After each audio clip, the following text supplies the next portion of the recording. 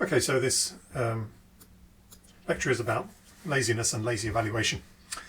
So hopefully you would have browsed the video in the series by Graham Hutton that talks about infinite data and infinite data structures.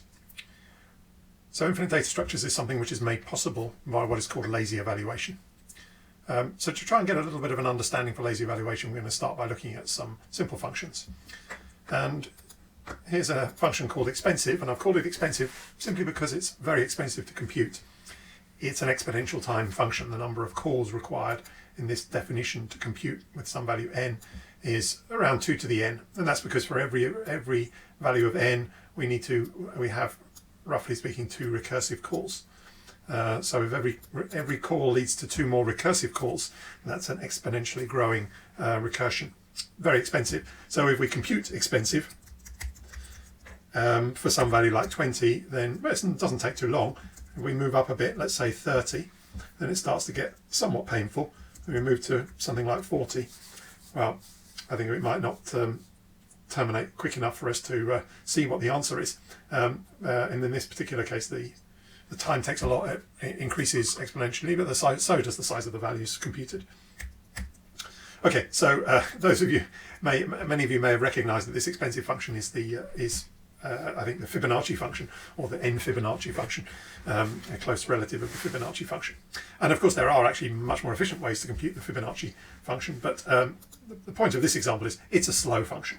Okay, we have a slow function. So you can imagine that if we were to compute the whole list of these things, expensive for some number n, where n is in the range from, I don't know, 1 to 100, so we're going to take the 100 expensive computations. I'm not going to bother trying to compute that because it will be way too slow. But what if we wanted just to know what the length of that list was? Well, it doesn't take any time at all to compute the length. The length is 100. So I've computed a list, the length of a list, where the values in the list are expensive 1 up to expensive 100. And yet it took almost no time at all. And this is thanks to lazy evaluation. We don't compute any of the elements of the list because they're not needed. Just like in the examples working with infinite lists, we don't compute the whole of the infinite list to do something with the front part of that list, for example, print it out, or take the first n elements, and so on and so forth. So this is a feature of lazy evaluation.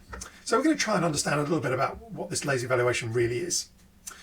So in the series of lectures about laziness, we're going to understand what it is, how to use it, and how to control it, how to control laziness. So we started with this example, and there's another example involving this choice function, which is similar to the one calculating the length. We can apply this choice function to, amongst other things, an expensive argument. Because we don't need the result of the expensive argument, we never compute it. So let's try and understand a little bit about what lazy evaluation actually is. So it can be understood in terms of these 3 ingredients. It's rewriting, the order in which rewriting takes place, and sharing. So these are the 3 ingredients that we can use to explain how computation takes place in Haskell. Of course, it's a gross simplification of how things really take place, but enough to understand what lazy evaluation really is about. So let's start with the concept of rewriting. When Haskell computes expressions, it does so by a process of rewriting, conceptually. So, for example, there are certain primitive operations like addition for various types of numbers that are built into Haskell, and Haskell knows how to compute those. And so if we have additions of values, we can simplify, we can rewrite them to the actual value that they have. The other kind of rewriting that we see is the unfolding of definitions. That is, replacing the left-hand side of a definition with the corresponding right-hand side. And we only do that, of course, in a particular order, taking the equations not only in order, but we only pick an equation when the patterns match and the guards evaluate to true. A very simple example would be the head function, which computes the head of a list. So if we have a list E1 cons E2, then the rule for the head, the definition of head, says that that is equal to the E1, and that's a typical rewriting step.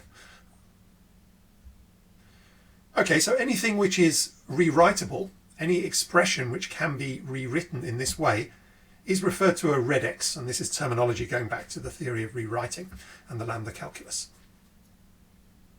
So for example, the head of E1 cons E2 is a redex. 1 plus 1 is also a redex. Okay, so once we understand that there's rewriting and there are redexes, then we can ask the question, which redex do we choose next in the case we have a choice? And Haskell's rewriting strategy can be thought of as going outside in. This is the thing that means that guarantees that we only compute things that we actually need. So for example, if we try to compute the head of this list, 1 plus 1 cons 2 plus 2 cons nil, then which rewriting step does it take? Well, it could use this one here, it could rewrite this one here, or it could rewrite the head applied to something which is not nil. And it chooses the outermost rewrite of those. So this is the outermost rewrite that it could do. So it simplifies this expression down to 1 plus 1. So this outermost reduction strategy is sometimes called call by name. We're calling as a parameter passing mechanism. That we don't evaluate the parameter to the head function before we actually compute what head does, or at least try to compute what head does. Okay, so in most programming languages, as a default, the opposite evaluation order is used, namely call by value or eager evaluation, inside out evaluation. So for example, that would mean that the computation of this expression would work by first perhaps computing this guy to get 2, and then computing the next guy in the list to get 4. Now that we've got a fully computed list, we can now apply the head operation. And in fact, most functional languages, with the exception of Haskell as one of the mainstream functional languages, most mainstream functional languages use this order, call by value computation, sometimes called eager evaluation, where you compute the parameters to the function calls before you compute the function call itself. Now sometimes using a call by name order is better than call by value. For example, if we were to compute something involving some expensive computation, okay, the types are not quite right for this particular expensive computation. I'm going to have to put this in a list or put a nil on the end.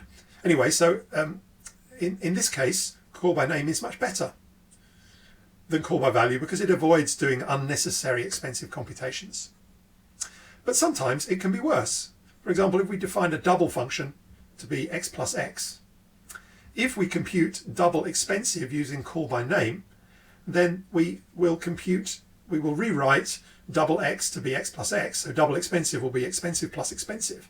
And now we've got 2 expensive computations to compute, which may cost us twice. We may pay twice the price that we would do with call by value. Now, fortunately, Haskell does not use this particular strategy. And how does it avoid that? It avoids it by adding an additional ingredient, namely sharing. When we want to compute double of something expensive, what Haskell will do is compute this thing, the double redex first, so it will unfold the definition of double, but it won't make 2 copies of this expensive computation. It will create, as it were, pointers or a graph structure which points to this expensive computation. And that means that when we then want to try and compute this plus, we need to compute both of its arguments. So we start by computing the first one, we will get a value, and that means the second one will already point to a value. So if we combine call by name with this kind of sharing, then we will actually never require more computation steps than call by value. And Haskell evaluation, otherwise known as lazy evaluation, is precisely this combination of call by name plus sharing. And another name for this combination is call by need. And sometimes it's referred to as a kind of graph reduction because, as we saw when we pictured that sharing, we're forming a graph structure and we're computing using graph structures.